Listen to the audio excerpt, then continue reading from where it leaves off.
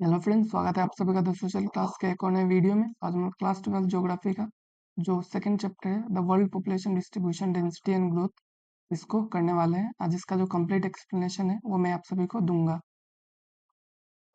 तो जो पहला है इंट्रोडक्शन, इसको देख लेते हैं।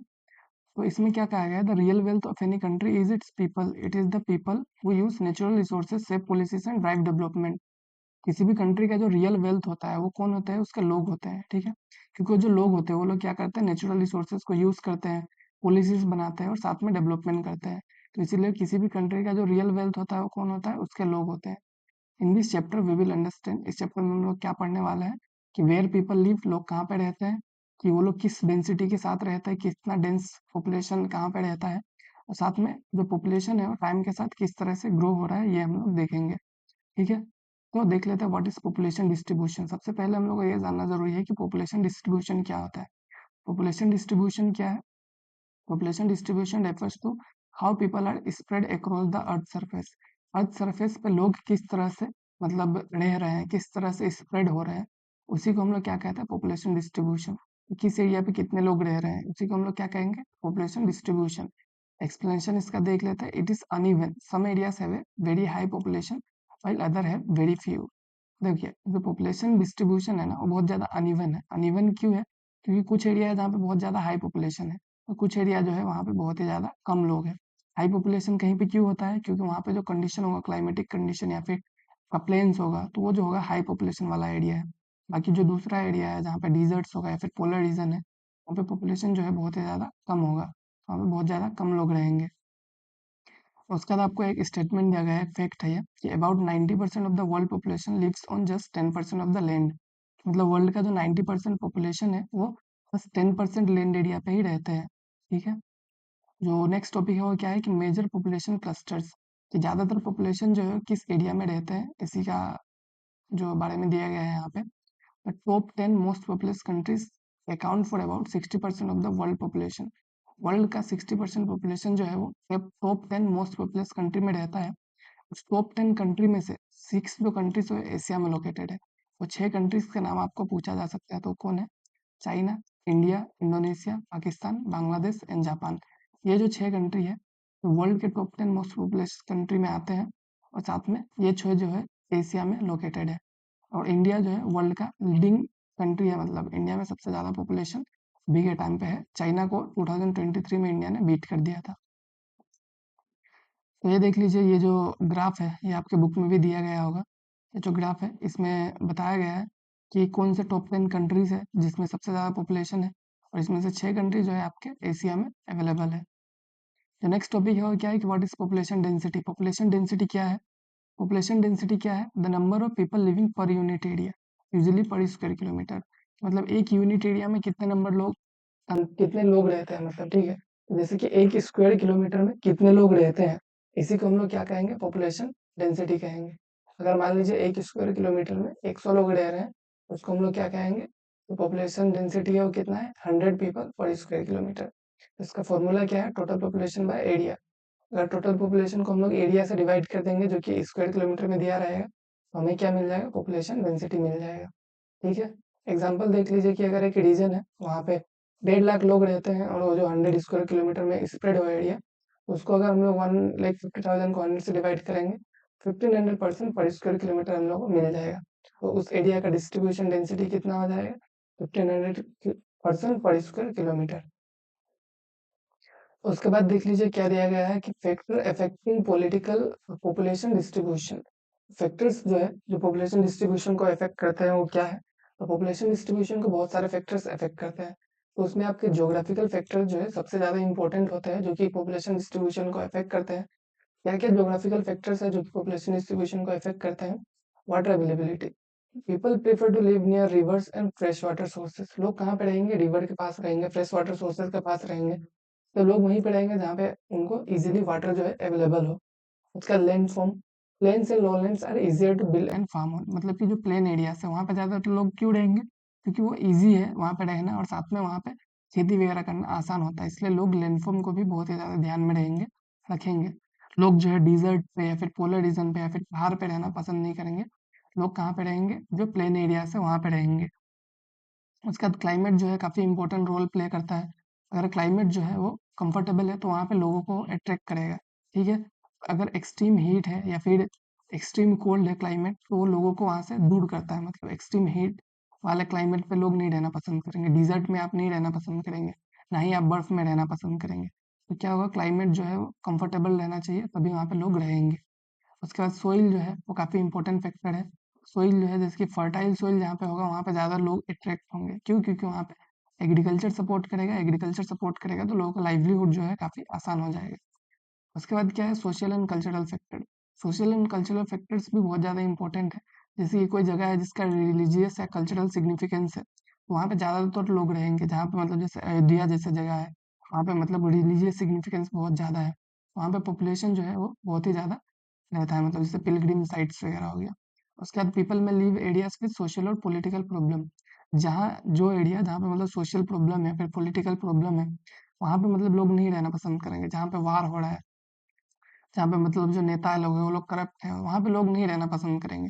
लोग कहाँ पे रहना पसंद करेंगे, जहाँ पे उनको ईजी लाइफ मिले, अच्छा लाइफ मिले। Government may offer incentives to move to under populated regions. Government जो है क्या कर सकता है कि इंसेंटिव दे सकता है लोगों को अंडर पॉपुलेटेड रीजन्स में जाने के लिए। जैसे कोई एरिया है जहाँ पे पॉपुलेशन कम है, वहाँ पे गवर्नमेंट बोल सकता है कि अगर कोई वहाँ पे जाना चाहता है तो उसे हम लैंड का पैसा नहीं लेंगे, फ्री में ज़मीन देंगे। तो लोग जो है वहाँ पे जाने के लिए अट्रैक्ट हो सकते हैं। तो इस तरह से गवर्नमेंट जो है पॉपुलेशन डिस्ट्रीब्यूशन को चेंज भी करते हैं। उसके बाद व्हाट इज पॉपुलेशन ग्रोथ, ये देख लीजिए पॉपुलेशन ग्रोथ क्या होता है। पॉपुलेशन ग्रोथ क्या है? Population growth refers to the change in the number of people in a region over time. एक टाइम पे किसी भी रीजन में पॉपुलेशन में मतलब नंबर ऑफ पीपल में कितना चेंज आया है, उसी को हम लोग पॉपुलेशन ग्रोथ कहते हैं। पॉपुलेशन ग्रोथ जो है वो चेंज इन नंबर बताता है, ना कि पॉजिटिव नंबर बस बताता है। पॉपुलेशन ग्रोथ जो है आपका पॉजिटिव भी हो सकता है, फिर नेगेटिव भी हो सकता है। अगर पॉपुलेशन बढ़ता है तो पॉजिटिव ग्रोथ होगा, और पॉपुलेशन अगर घटता है तो नेगेटिव ग्रोथ होगा।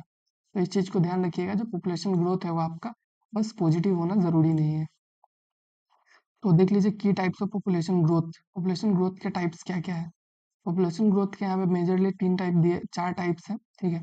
एब्सोल्यूट ग्रोथ, ग्रोथ और growth rate, natural growth, actual growth. ये देख लीजिए। एब्सोल्यूट ग्रोथ क्या होता है? Increase in the actual number of people. Actually कितने लोग बढ़े, इसको हम लोग क्या कहेंगे? Absolute growth. और ग्रोथ रेट क्या होता है? Percentage increase over time. मतलब पॉपुलेशन जो है परसेंटेज के पॉइंट ऑफ व्यू से हम लोग जब देखेंगे, परसेंटेज के फॉर्म में जब पॉपुलेशन ग्रोथ को देखेंगे, तो क्या हो जाएगा आपका? ग्रोथ रेट हो जाएगा। जैसे कि पॉपुलेशन अगर 1 लाख था, वहां से 1,10,000 हो गया, तो एक्चुअल नंबर में कितना ग्रो हुआ? पॉपुलेशन पॉपुलेशन आपका 10,000 ग्रो हो गया। परसेंटेज वाइज देखेंगे तो कितना ग्रो होगा? 10%। तो उसी को हम लोग क्या कहेंगे? Growth rate. नेचुरल ग्रोथ क्या होता है? Birth minus death. एक्चुअल में नेचुरल ग्रोथ में बस बर्थ और डेथ को ही देखा जाता है, और जो आपका एक्चुअल ग्रोथ होता है उसमें क्या देखा जाता है? बर्थ डेथ के साथ आपका माइग्रेशन फैक्टर को भी इंक्लूड किया जाता है। तो माइग्रेशन को जब हम लोग इंक्लूड कर लेंगे तो एक्चुअल ग्रोथ ऑफ पॉपुलेशन हम लोग को मिल जाएगा।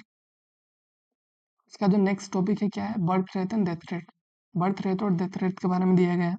तो सीबीआर क्या होता है आपका? Crude birth rate. सीबीआर माने क्रूड बर्थ रेट। सीबीआर क्या है आपका? नंबर ऑफ लाइव बर्थ पर 1,000 people in a year.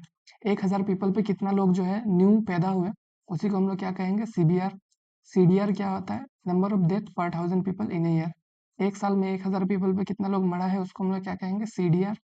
Formula दोनों का देख लीजिए। सीबीआर का फॉर्मूला क्या है? Number of birth divided by mid year population into 1,000। और सीडीआर का है number of death divided by mid year population into 1,000। Migration क्या है? माइग्रेशन बहुत ही इंपॉर्टेंट टॉपिक है इस चैप्टर का, इसको देख लीजिए। Migration is the movement of people from one place to another permanently और टेम्पोररीली। माइग्रेशन क्या है? लोगों का मूवमेंट है एक जगह से दूसरी जगह। ये परमानेंट भी हो सकता है, टेम्पररी भी हो सकता है। मतलब कोई इंसान जो है परमानेंटली किसी प्लेस पे माइग्रेट हो सकता है, या फिर टेम्पररीली मतलब कुछ टाइम के लिए, जैसे कि जॉब वगैरह के लिए कोई टेम्पररी माइग्रेट होता है, तो वो भी टेम्पररी भी हो सकता है। परमानेंट माइग्रेशन होना ज़रूरी नहीं है हर बार। उसके बाद माइग्रेशन में दो चीज़ें जानना ज़रूरी है, प्लेस ऑफ ओरिजिन और place of destination. Place of origin क्या है? कि ऐसा जगह जहाँ से लोग जो है वो दूसरी जगह जाता है। Place where people move from, मतलब जहाँ से लोग जाते हैं उसको क्या बोलेंगे? Place of origin. वहाँ पे पॉपुलेशन जो है आपका डिक्रीज होगा। प्लेस ऑफ डेस्टिनेशन क्या होता है? वेयर पीपल मूव टू, जहाँ पे मतलब लोग जाते हैं, तो वहाँ पे क्या होगा? पॉपुलेशन इंक्रीज होगा। उसके बाद types and causes of migration. Migration के टाइप्स क्या है और उसके कॉजेस क्या है? माइग्रेशन के जनरली चार टाइप्स हैं। Rural to urban, urban to urban, और आपका rural to rural, urban to rural. ठीक है, रूरल टू रूरल मतलब, रूरल टू अर्बन मतलब village to towns. Village to towns क्यों माइग्रेट करेंगे? मोस्ट प्रोबेबली जॉब अपॉर्चुनिटीज के लिए। फिर अर्बन टू अर्बन या फिर जॉब ट्रांसफर जैसे रीजन हो सकता है अर्बन टू अर्बन माइग्रेशन के लिए। फिर रूरल टू रूरल माइग्रेशन के लिए क्या रीजन हो सकता है? ये मतलब कि आपने मान लीजिए कहीं पे लैंड था, उसको सेल करके आप दूसरी एरिया पे चले गए, तो वहाँ पे रूरल टू रूरल माइग्रेशन हो सकता है। और अर्बन टू रूरल माइग्रेशन जो है वो आपका क्वालिटी ऑफ लाइफ को लेके डिपेंड कर सकता है, मतलब लोग किस टाइप का लाइफ जीना चाहते हैं। तो रीजंस क्या है इसके माइग्रेशन का? माइग्रेशन के जनरली दो रीजंस होते हैं, पुश फैक्टर और पुल फैक्टर। पुश फैक्टर क्या होता है? जो कि किसी भी एरिया को कम अट्रैक्टिव बनाता है। पुश मतलब क्या होता है? धक्का देना। आप मतलब लोगों को कह रहे हैं कि जाओ यहाँ से, इस तरह का चीज़ है। पुश फैक्टर क्या है? Poverty, lack of jobs, natural disaster, conflict, ये सब चीज़ जो है किसी भी जगह को कम अट्रैक्टिव बनाएगा। ये सब जहाँ पे रहेगा वहाँ पे लोग रहना पसंद नहीं करेंगे। पुल फैक्टर क्या होता है? जहाँ पे better job security, good climate facilities, ये सब मिलता है, वो क्या होगा? Pull factor. जहाँ पे आपको बेटर जॉब्स मिलेगा, सिक्योरिटी मिलेगा, वहाँ पे आप ज़्यादातर रहना पसंद करेंगे। उसके बाद डेमोग्राफिक ट्रांजिशन थ्योरी जो है, इसको देख लीजिए, ये क्या है? डेमोग्राफिक ट्रांजिशन थ्योरी जो है, ये एक मॉडल है जो कि क्या दिखाता है? How population growth changes as a society develops economically. Society जब इकोनॉमिकली ग्रो होता है तो पॉपुलेशन ग्रोथ किस टाइप से चेंज होता है, इसी को डेमोग्राफिक ट्रांजिशन थ्योरी जो है बताता है। तो इसमें जो स्टेजेस है वो दो चीज़ों को दिखाता है, बर्थ रेट, डेथ रेट को, और इकोनॉमिक एंड सोशल प्रोग्रेस को दिखाता है। तो इसको हम लोग अच्छे से समझते हैं। स्टेज वन क्या है? High stationery. हाई में है आपका बर्थ, जो बर्थ रेट डेथ रेट जो होगा वो हाई होगा, और स्टेशनरी मतलब पॉपुलेशन ग्रोथ जो है स्टेशनरी होगा। बर्थ रेट जो होगा वो हाई होगा, और आपका जो डेथ रेट होगा वो भी हाई होगा। मतलब कि ज़्यादा लोग पैदा हो रहे हैं और ज़्यादा लोग मर रहे हैं। एट द एंड आपका रिजल्ट क्या होगा? कि पॉपुलेशन ग्रोथ जो है वो कम होगा। इसका रीज़न क्या होता है? हाई डेथ, हाई बर्थ का रीज़न है लो इलिटरेसी, मतलब लोग जो है इलिटरेट है, अगर उनको नॉलेज नहीं है फैमिली प्लानिंग वगैरह का, तो हाई बर्थ रेट होगा। हाई डेथ रेट कब होगा? हेल्थ कंडीशन जब खराब है तब होगा। तो इससे क्या होता है? लाइफ एक्सपेक्टेंसी कम जाता है। लाइफ एक्सपेक्टेंसी कम क्यों होगा? क्योंकि हेल्थ कंडीशन ऑब्वियसली अच्छा नहीं है, इसलिए लाइफ एक्सपेक्टेंसी जो है वो कम है। उसके बाद people are mostly rural, illiterate and dependent on farming. ज़्यादातर लोग इस स्टेज में क्या होते हैं कि रूरल एरिया में रहते हैं, इलिटरेट होते हैं, मतलब पढ़े लिखे नहीं होते हैं, साथ में वो लोग फार्मिंग वगैरह पे डिपेंडेंट होते हैं। तो इसको हम लोग पहला स्टेज को इस तरह से देख सकते हैं। उसका जो नेक्स्ट स्टेज है वो क्या है? एक्सपेंडिंग। ठीक है, ये जो नेक्स्ट स्टेज है इसमें पॉपुलेशन ग्रोथ क्या होता है? एक्सपेंड करता है। इसमें क्या है? Birth rate remains high. Birth rate जो है आपका वो हाई रहता है। उसके बाद death rate starts to fall due to better health and sanitation. Death rate जो है आपका कमने लगता है। क्यों क्यों कमता है? क्योंकि आपका हेल्थ एंड सैनिटेशन जो है वो इम्प्रूव हो जाता है।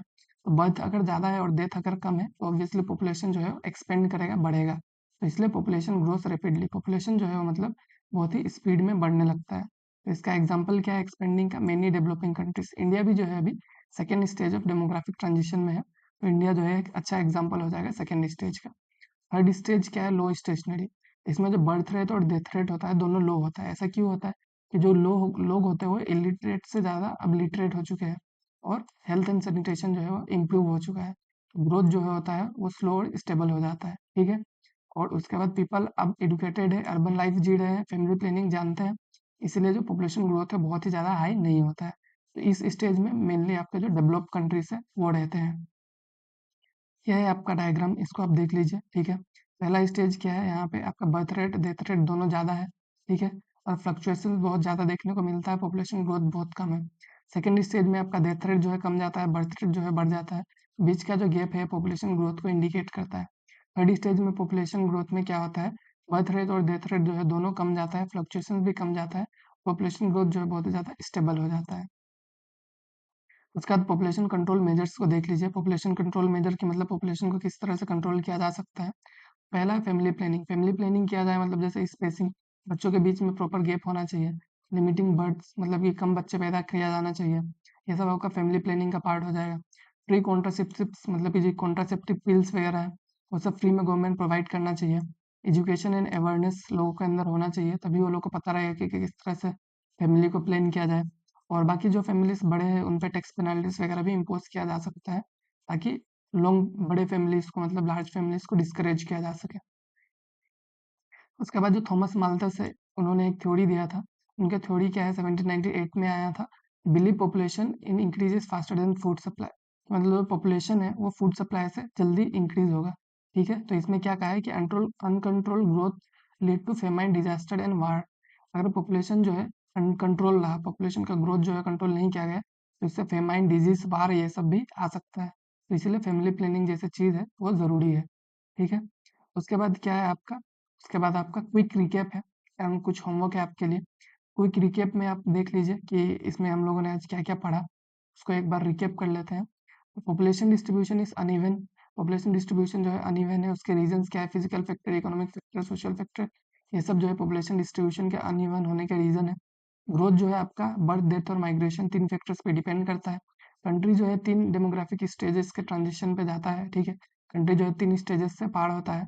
और उसके बाद पॉपुलेशन जो है कंट्रोल मतलब करना बहुत ही ज़्यादा एसेंशियल है सस्टेनेबल डेवलपमेंट के लिए। अगर हम लोग पॉपुलेशन कंट्रोल नहीं करेंगे तो जो लिमिटेड रिसोर्सेज है उस पर ज़्यादा प्रेशर पड़ेगा, तो वो सस्टेनेबल डेवलपमेंट को हैम्पर कर सकता है। पॉपुलेशन कंट्रोल जो है बहुत ही ज़्यादा एसेंशियल है।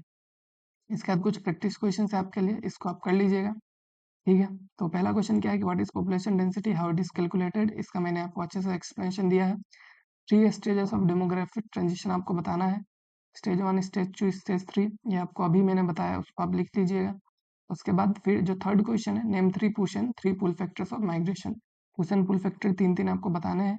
यही कुछ इंपॉर्टेंट क्वेश्चन है इस चैप्टर से, इसको आप अच्छे से देख लीजिएगा। बाकी हम लोग का जो है चैप्टर है आज खत्म होता है। थैंक यू आप सभी को, अगर आप लोगों ने यहाँ तक इस वीडियो को देखा। बाकी आप चैनल के साथ जुड़ सकते हैं, आगे भी इसी तरह का वीडियो आपको मिलता रहेगा। Thank you all.